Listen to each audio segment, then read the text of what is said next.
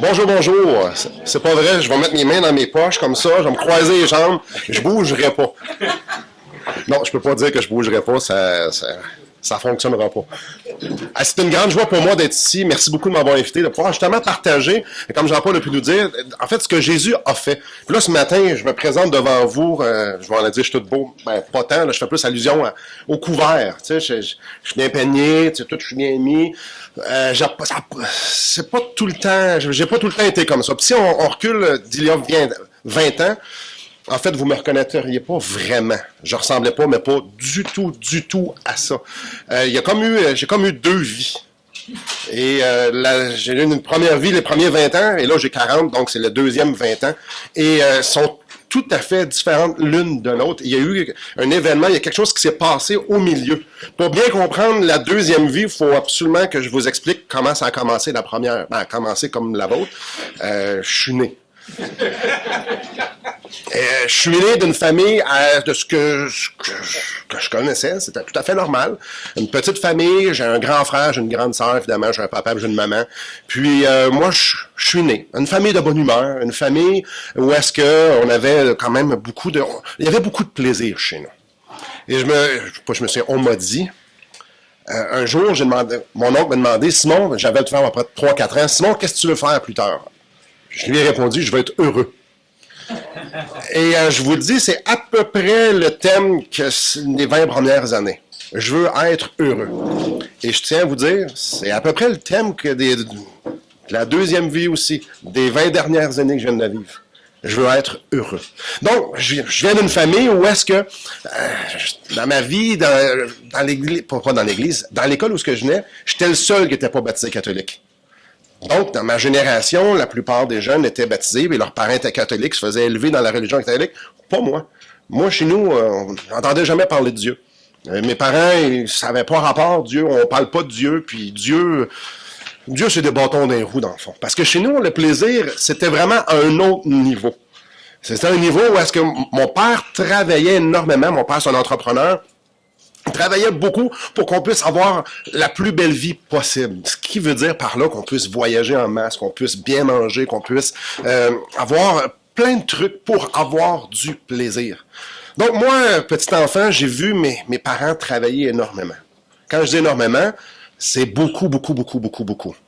Et quand je les voyais, c'était toujours le fun. Il y avait toujours des plein de rebondissements, que ce soit des vacances, que ce soit l'achat d'une telle chose, que ce soit des parties de famille, c'était ça. Donc moi, j'ai réalisé dans la vie qu'on travaille pour avoir du plaisir. C'est ce que j'ai compris.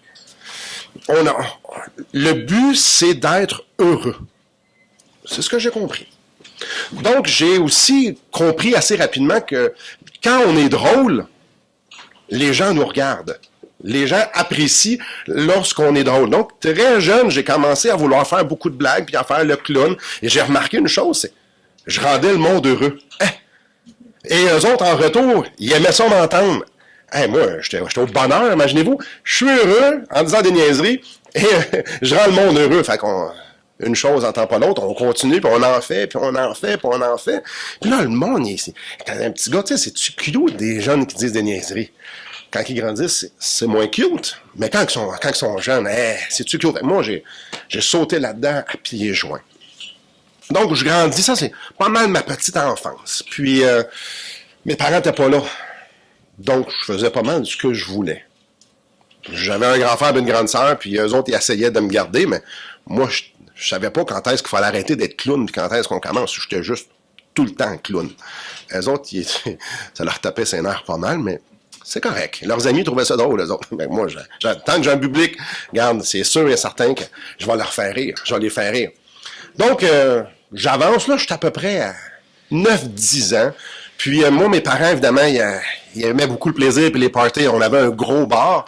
Puis moi, je trouvais ça intéressant parce que quand mes parents prenaient de l'alcool, on dirait que le plaisir levait à un autre niveau. Pourquoi c'est juste bon pour les adultes, ça? Quand mes parents partaient, j'invitais mes amis, puis on essayait ça. C'est ce genre de petits liquides-là qui font rire pas mal. J'ai 9-10 ans. Mes parents le savent, l'apprennent, parce que quand ils reviennent, le petit gars de 10 ans, il rompt pas mal. Puis c'est correct.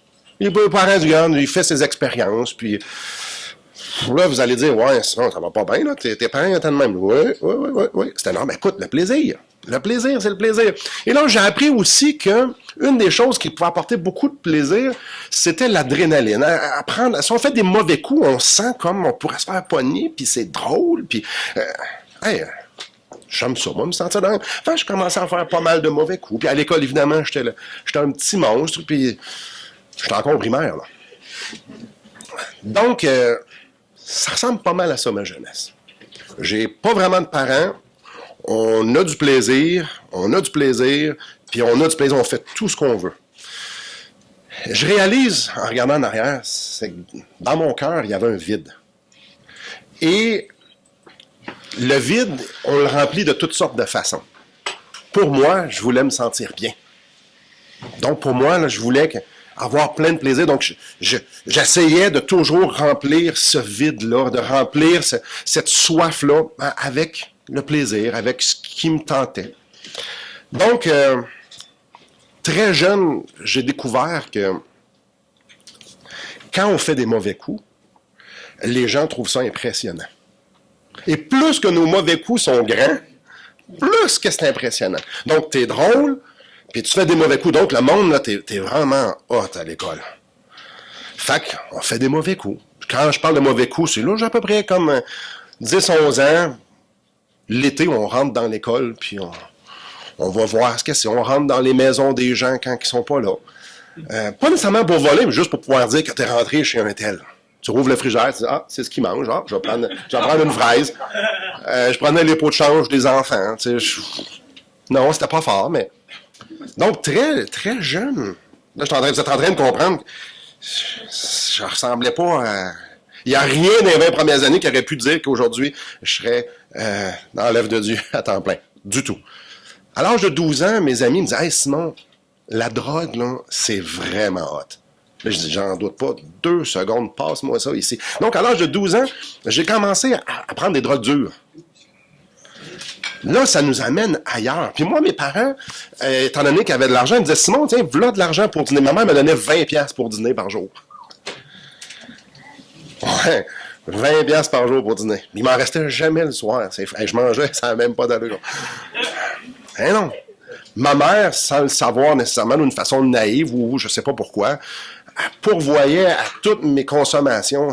Pour moi, c'était un rêve. Et je suis venu le pire jeune que quelqu'un aurait pu vouloir avoir comme enfant. Parce que l'autorité, hey, ça donne... Imaginez-vous comment qu'un gars qui a envie d'avoir du plaisir, comment que l'autorité, ça vient mettre des bâtons dans les roues. C'est épouvantable. Moi, l'autorité, je ne voulais rien savoir de ça. L'école, non, mais hey, je peux pas faire le party. Là, j'ai 12 ans. Je n'ai pas 16. Je n'ai 12. Fait donc, pour moi, ça allait plus bien du tout. Je me souviens, à 12 ans, mon père m'a dit, tu rentres à minuit. Déjà, en partant, ça disait 12 ans, minuit, c'est tard. Puis je lui ai répondu, non, on se revoit demain matin. Il dit, non, tu rentres à minuit. Je dis, non. On se revoit demain matin. Et j'ai raccroché. Et le lendemain matin, j'arrive chez nous, il dit, puis, comment était ta soirée?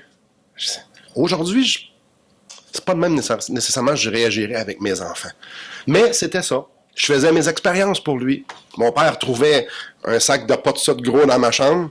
Puis il me disait, c'est quoi ça? Ben, je dis, c'est d'après toi. Es-tu là, tu vas faire attention avec ça, le grand? Je dis, ah oui. Là, on parle pas d'un petit peu, là, on parle d'un sac.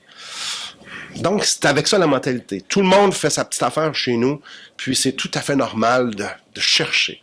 Là, je grandis, puis je grandis, et ça va de mal en pis, les mauvaises. J'aime me tenir avec du monde plus vieux, donc les gens plus vieux m'entraînent à faire des choses qui sont pas vraiment de mon âge.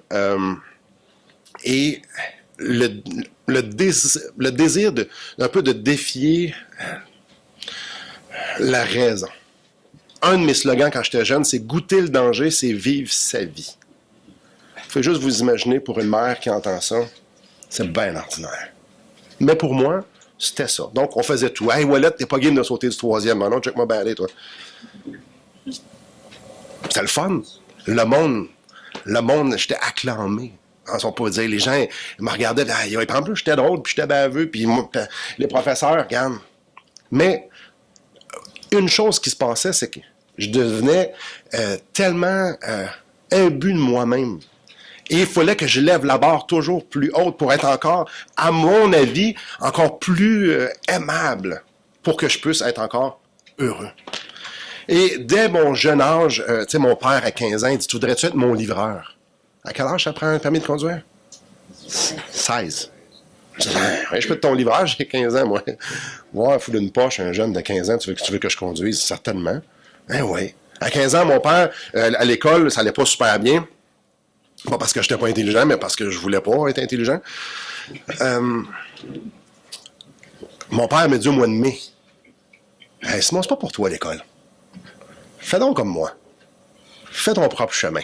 Viens travailler avec moi. Puis, à 15 ans, mon père m'a dit de lâcher l'école. Ça va bien. Je suis en secondaire 3. Il dit, finis pas ça, regarde. C'est pas un super bon conseil. Je vous en passe plusieurs. Mais tout est centré pour me sentir bien, pour que moi, je puisse être accompli dans ma propre petite tête. Et là, j'ai un auto entre les mains, j'ai 15 ans, c'est génial. Et là, mes amis, qu'eux autres, ils trouvent ça vraiment trippant. Puis là, on fait des niaiseries, mais par-dessus une niaiserie. Puis moi, je défie la mort au coton. Je suis sur l'autoroute. Là, les enfants, faites surtout jamais ça. Je décide de sortir par la fenêtre, c'est moi qui conduis, et de rentrer par le toit ouvrant puis d'aller me rasseoir. Goûter le danger, c'est vivre sa vie. Imaginez dans l'auto comment que le monde trouvait ça hot. Mais c'était ça. C'était ça, ma vie. J'ai grandi avec ça, puis regarde, moi, il n'y a pas de limite. Que ça soit dans les cascades, que ça soit dans la drogue, que ça soit dans n'importe quoi. Il n'y a pas de limite en autant que je me sente bien, puis que le monde alentour me reconnaisse comme quelqu'un d'exceptionnel. Aïe, aïe. Ma sœur décide de commencer à voyager. Moi, je pense que là, je suis rendu à 16 ans. Décide de voyager, elle dit, moi, je vais en faire de la côte ouest américaine, puis on fait ça, puis les veux-tu venir? Oui, il n'y a rien de plus normal. Mon père me prête l'argent, en fait, me donne l'argent pour que je puisse aller faire un long voyage. Je parle pas un mot anglais, mais moi, je veux voyager, puis c'est génial. Donc, je rencontre toutes sortes de monde, je fais toutes sortes de choses, je vois du pays, je mature énormément. Quand je reviens, mon père est rendu avec une blonde, il dit, Simon, je veux plus rester avec toi. En fait, regarde, je vais te payer un appartement en haut d'une tour, à logement, avec la piscine, puis le sauna, puis la grosse affaire, une belle tour. Je dis, regarde, fais juste comme pas me déranger. J'ai 16 ans. Puis regarde, là, t'es rendu à l'âge, voilà un char de l'année, vas-y. Hey, c'est-tu normal, rien qu'un peu, hein? Hey, le gars, il est-tu dans le bonheur total? C'est-tu génial? Là, je parle avec beaucoup d'ironie, n'est-ce pas? J'espère que vous comprenez ça. Il n'y a rien de normal dans ma vie, là. Il n'y a rien de normal. Mais moi, dans ce temps-là, je suis comme... Mon cœur, c'est des grands événements, c'est des grosses choses, un après l'autre, puis c'est un party continuel. C'était comme, wow! À un certain moment donné, je décide de dire, moi, j'ai envie de voyager. J'ai envie de voyager parce que ça a l'air que quand on voyage, on a beaucoup de plaisir. Je venais de finir le voyage avec ma sœur. Le temps s'est passé. Je dis, hey, le monde voyage, puis ils reviennent toujours de bonne humeur. Puis regarde, moi, je m'en vais dans l'Ouest canadien, puis je m'en vais travailler. Je m'en vais travailler, c'est un grand mot. C'est comme... Comment qu'on appelle ça? Pendant 1 an et demi de temps, mettons, je me souviens pas de grand-chose parce que c'était un party pendant un an et demi de temps. Ben, c'est ce que je m'en allais faire. C'est ce que j'ai eu. Mais je rencontre quelqu'un, une jeune fille là-bas, puis elle s'en revient au Québec. Je dis, bon, un coup de tête, je m'en reviens au Québec. Et ce qui est intéressant, c'est qu'il y a beaucoup de gens qui prennent de la drogue, puis qui font le party pour camoufler des choses, parce qu'ils ont eu une vie difficile, parce qu'ils sont malheureux. Moi, c'est tout à fait le contraire. C'est ce que je pensais. Pour moi, c'était pour faire le party. J'avais rien à camoufler. Ma vie, elle avait été extraordinairement bien. Moi, j'avais tout eu ce que je voulais. Je faisais juste continuer. Donc, c'était pas par vouloir... comment je pourrais dire ça? C'était pour rien étouffer. C'était juste pour expérimenter quelque chose de mieux. Mais profondément, ça est arrivé à quelques endroits dans ma jeunesse, les premières 19 années de ma vie, où à un moment donné, je suis tout seul, puis je me dis, ça, c'est pas la vraie vie. C'est rare, je vois du monde de 60 ans vivre la vie que j'ai là. À quoi je vais ressembler à soi? Qu'est-ce que je vais faire? Puis je voyais que mes parents n'étaient pas si heureux que ça. Ils s'étaient divorcés. Puis ils n'ont pas l'air si heureux que ça. Je dis, leur vie a l'air vraiment plate. Je dis, comment je vais passer de où ce que je suis à ce qu'ils sont? À quelque part, la vie devient plate. Je dis, donc, ce que je suis en train de vivre, c'est pas la réalité. Mais les moments de lucidité n'étaient pas très longs, donc ça ressemblait pas mal à ça. Je reviens au Québec. J'ai 19 ans. Et j'ai un très bon emploi. Je travaille au Reine-Élisabeth à Montréal, la même chaîne hôtelière que le Château Frontenac ici à Québec. J'ai un très bon emploi parce que mon père m'avait montré à travailler. Tu sais, j'étais peut-être niaiseux, mais je travaillais fort. Donc, à un moment donné, mon frère m'appelle et il me dit « Simon, j'ai une nouvelle pour toi. » « Ouais, c'est quoi? » Il dit « J'ai donné ma vie à Jésus-Christ. » « Non, mais moi, j'ai ri. » J'ai ri. Je dis « Quoi? » Il dit « Oui, j'ai donné ma vie à Jésus-Christ. Je lis la Bible, puis je me suis joint à une église, puis Simon, t'as besoin d'un sauveur. » Non, c'est toi qui as besoin d'un sauveur. Et là, ça va pas bien ton affaire. Là. Après, quelqu'un va venir te sauver de ton histoire de capoter, de lire la Bible. Voyons, tu lis la Bible? Hein? D'abord, là, pas le Journal de Montréal, là, tu lis la Bible. Je viens de Montréal, là, de ce coin-là. Ah non, mais j'ai 19 ans d'arrogance et de cours intensifs de comment se moquer du monde. J'ai beurré bien épais. Là, il dit non, ma vie a été transformée. Je dis, ben oui, à qui le dis-tu? C'est sûr qu'il a transformé ta vie. Ah, c'est épouvantable.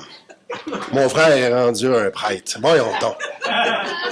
Il dit non, ça n'a rien à voir. Pour moi, suivre une religion. Oh! Suivre une religion, c'est comme, hey, veux-tu avoir des bâtons dans les roues de ta vie? Voyons donc. Ils font rien, le monde sont religieux, c'est plate. Ouais. Et qu'est-ce qu'ils font? Hey, c'est excitant, ils vont à l'église. Fait que moi, il n'y avait rien d'attirant là-dedans, croyez-moi. Là. Quelques semaines plus tard, mon frère m'appelle et il me dit « Simon, j'ai une autre nouvelle à t'annoncer. » C'est quoi l'autre nouvelle? Hey, tu me lâches pas, toi, là. Tu me lâches pas, voyons donc. Puis là, moi, je sais pas trop, mais je m'attends à tout. Il me dit, il y a quelqu'un dans mon église qui avait plusieurs restaurants, mais qui a plusieurs restaurants, puis qui passe pas assez de temps avec sa famille. Là, je suis comme, jusque-là, c'est comme ça qu'on a vécu, je sais ce que c'est là, qu'il n'y a pas de temps avec sa famille. Puis il dit, mais le Seigneur, il a mis à cœur de se départir d'un de ses restaurants pour qu'il puisse plus s'investir dans sa famille, donc il me l'a donné. Je dis quoi? Il y a quelqu'un qui t'a donné un restaurant. Chez nous, on vend notre mère pour 10 cents. Je dis quoi? Ou la possibilité de faire 10 cents. Je dis, quoi? Il y a quelqu'un, je dis là, il doit avoir. Fais-toi pas avoir, la grande, là. Fais-toi pas avoir.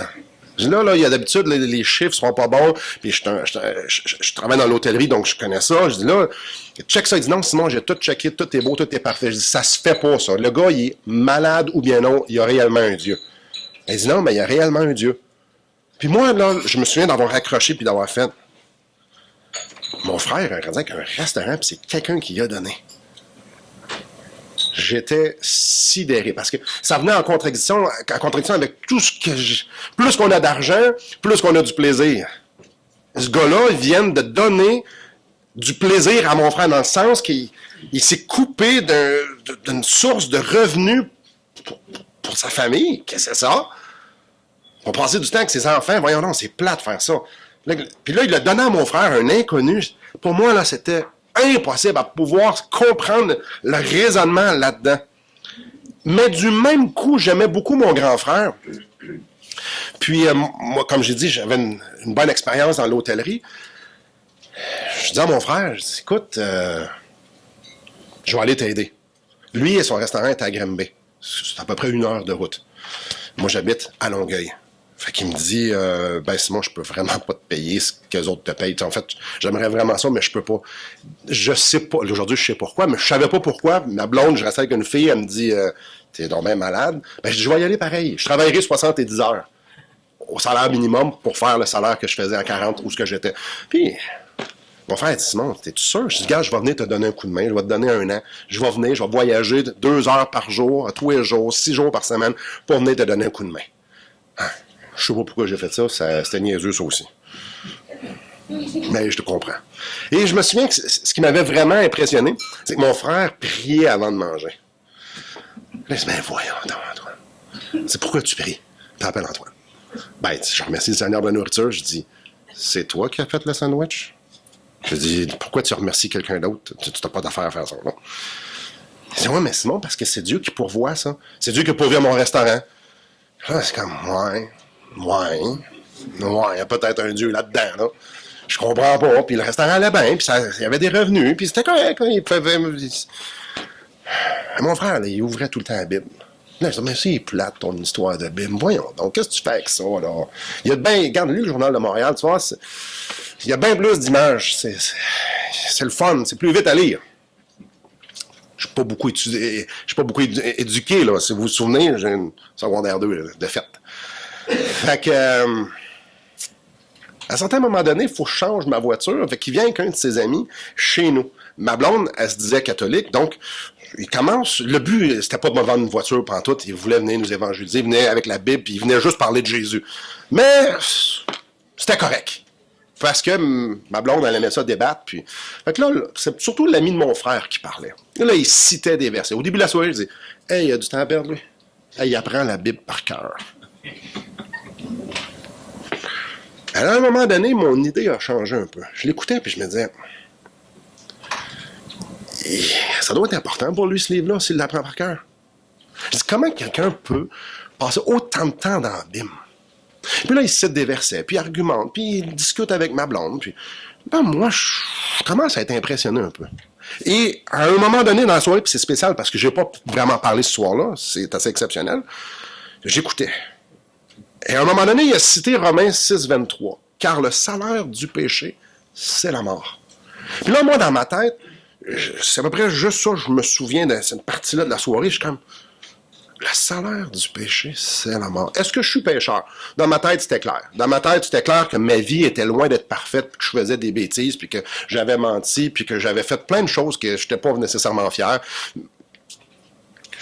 À cause que je suis pécheur, je m'en vais en enfer.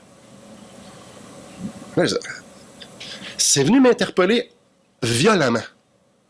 Je me dis, attends un peu, moi, là, Simon Ouellet, qui cherche à avoir du plaisir, qui cherche à être heureux, la perspective de l'enfer vient en contradiction solide avec mon plan de vie. Parce que l'enfer, ce qu'on m'a décrit, c'était pas Jojo, là. Aïe, aïe. Ce soir-là, j'ai été interpellé. Mais il a aussi mentionné que Jésus-Christ m'aimait, que Dieu m'aimait. En fait, il parlait de ça avec ma blonde. Puis mon frère m'en avait parlé, là, ça commençait à faire du sens, que Dieu, moi j'étais rebelle à Dieu, puis que Dieu m'aimait, donc il avait envoyé Jésus pour venir subir cette mort-là, cette séparation à cause du péché. Il est venu prendre mes péchés sur lui à la croix. Là, je comprenais pourquoi il était mort à la croix. Ça faisait pas vraiment de sens. Pourquoi Jésus est mort à la croix? En fait, il est mort à la croix pour moi. OK, ce soir-là, c'est quand tu as fait, OK, là, je comprends. Puis, je me souviens, il avait parlé de la foi. Il avait dit, si quelqu'un croit que Jésus-Christ est mort à sa place et qu'il est ressuscité, il va être sauvé. Puis, il va pouvoir rentrer en relation avec Dieu. Je fais, ouais. Je n'ai pas parlé. C'est tout en dedans de moi, ça, là. Ils partent. Je regarde ma blonde, je dis, puis, moi, je suis comme tout en envers ou tout comme, je m'en vais en enfer. Dieu m'aime. Je comprends pas tout. Jésus est mort pour moi. Wow! Je dis à ma blonde, je dis, pis, elle dit, c'est une gang de sautés, ça, eux autres, ils croient à la Bible. Je dis, ouais, mais toi, t'es catholique. Elle dit, ouais, mais eux autres, ils croient vraiment à ce qui est écrit dans le livre. C'est pour ça que j'aimais pas les religions. Je dis, moi, j'aimais pas les religions parce qu'elle me dit, voyons donc, si c'est écrit dans le livre, c'est parce qu'on devrait le faire, non? Elle dit, ils sont une gang de malades. Je me souviens, elle s'en va aux toilettes, je m'en vais dans ma chambre, puis je dis là, moi, c'est un peu la première fois de ma vie, moi, j'ai aucun background religieux. Là, je dis, Dieu, je suis pécheur, t'es Dieu. Il y a un méga problème, parce que je peux pas être avec toi, là, ça marche pas. J'ai demandé à Dieu de me sauver. Ce soir-là, octobre 96, j'ai levé les yeux vers Dieu, j'ai reconnu que j'étais pécheur, puis j'ai reconnu qu'il m'aimait, puis qu'il voulait être en relation avec moi, qu'il avait envoyé son fils mourir pour moi. J'ai dit, sauve-moi, je crois que t'es mort pour moi. Ça, c'est les premiers 20 ans. On s'est couché. Le lendemain matin, là, c'était vraiment bizarre. Parce que mon style de vie des 20 premières années, ben le lendemain matin, je suis encore la même personne. Mais là, c'est comme, il y a des affaires qui font plus de sens. Il y a des affaires qui disent, voyons donc. Puis là, en dedans de moi, il y a quelque chose qui me dit, Simon, tu ne devrais pas faire ça. Demain ça, je ne devrais pas faire ça. J'ai toujours fait ça. Il y a quelque chose en dedans de moi qui me guide à réaliser qu'il y a des choses qui ne sont pas bonnes dans ma vie. Aïe, aïe. Puis là, c'est mon frère et son ami me dit, Simon, tu devrais lire la Bible. Ça, c'est Dieu qui va te parler. Ça s'appelle la parole de Dieu. Ouvre la Bible. Lis là, tu vas voir, Dieu va te parler, Dieu va te montrer comment rentrer en relation avec lui, comment lui parler, qu'est-ce qu'il aime pas. Puis tu vas voir, plus que tu vas lire la Bible, plus tu vas comprendre qui est, puis plus que tu vas pouvoir expérimenter à quel point il est extraordinaire, puis à quel point il est la personne la plus exceptionnelle, puis à quel point il t'aime, puis à quel point il va faire partie de ta vie, puis les plans extraordinaires qu'il y a pour toi. Je lire la Bible. J'aime pas plus lire, là. J'ai 20 ans. J'aille lire pour mourir. Mais là, tu me dis que Dieu veut me parler. Hey, ça me tente de savoir ce qu'il y a à dire. Fait que j'étais-tu obligé de lire la Bible? Non, pas du tout. J'ai envie d'écouter ce que Dieu a à dire. Donc, je prends la Bible, je commence à la lire. Wow! Dieu commence à me parler. Dieu commence à me montrer des choses qu'il y avait dans ma vie qui, finalement, ça ne m'apportait pas de bonheur. Puis, alors que je suis en train d'expérimenter la Bible, je suis en train de découvrir que, hey, je suis bien, moi, d'avoir une relation avec Dieu. Je suis en train de vivre une nouvelle vie. Je suis en train de marcher avec quelqu'un, puis là, j'ai plus besoin de faire le party. Je suis heureux sans le party. Je suis heureux sans la drogue. Je suis heureux sans tous les artifices. Puis ça partait pas. Tu sais, quand tu te gèles la face dans un party, le lendemain, t'es à jeun. Ou le surlendemain. Mais avec Dieu, la balloune ne dégonfle pas. Amen. Avec Dieu, je lisais la parole, puis je parlais avec des frères et sœurs, puis je disais, « Wow, je suis heureux. » Puis pas un bonheur à cause que les circonstances allaient bien, pas un bonheur parce que je suis en relation avec Dieu. Un Dieu extraordinaire. Puis plein de choses ont changé dans ma vie. Première chose, la conception du bonheur. Et comment on va le chercher. Dieu nous dit que si on place notre foi en lui, ben, on va avoir un bonheur éternel en commençant aujourd'hui. Amen. Je l'ai expérimenté, ça fait 20 ans. Et suite à ça, est-ce que j'ai eu des épreuves? Est-ce que j'ai des coups durs dans ma vie? Ah oui, mais absolument. Mais maintenant, je pouvais lui faire face. Je pouvais faire face à ces coups durs-là parce que justement, ben, j'avais Jésus qui m'aidait à comprendre sa perspective dans les épreuves ou dans les choses que j'avais à voir. Donc, ce qui s'est passé entre les deux, là, au mois d'octobre 96, vraiment, il y a eu un changement incroyable. Et ce changement incroyable, c'est que Jésus-Christ est devenu mon sauveur, puis il est devenu le Seigneur de ma vie. Et à partir de là, j'avais plus besoin de moi d'être le roi. J'avais plus besoin de moi, j'avais plus besoin que le monde m'aime moi. J'avais plus besoin de ça. J'avais plus besoin d'essayer de prouver aux autres que j'étais exceptionnel. J'avais trouvé quelqu'un de hautement plus exceptionnel que moi. Et que lui avait beaucoup plus d'importance que moi. Donc, le Seigneur m'a donné la grâce de pouvoir parler de lui. Et de pouvoir pointer les gens vers lui. Puis de pouvoir dire aux gens que cette personne-là qui s'appelle Jésus-Christ est digne que tout le monde vienne à lui et dire « Sauve-moi, parce que je suis pécheur. » Ça fait 20 ans. Et je vais terminer avec ça. Je regrette aucunement. Et il y a une chose qui est la plus importante, c'est que si aujourd'hui je meurs, parce que je pourrais mourir aujourd'hui, puis je ne veux pas être morbide, mais le monde meurt. Tu sais, la plus grande cause de décès, c'est la naissance. Si vous êtes né à un moment donné, il y a des bonnes chances, la tendance se maintient, que vous allez mourir. Mais si moi je meurs aujourd'hui, je sais exactement où est-ce que je m'en vais. Pas parce que je suis une bonne personne, pas parce que je suis dans une bonne religion, non, tout simplement parce que je suis sauvé. Jésus-Christ m'a pardonné de mes péchés. Et il m'a donné une nouvelle vie, sa vie à lui.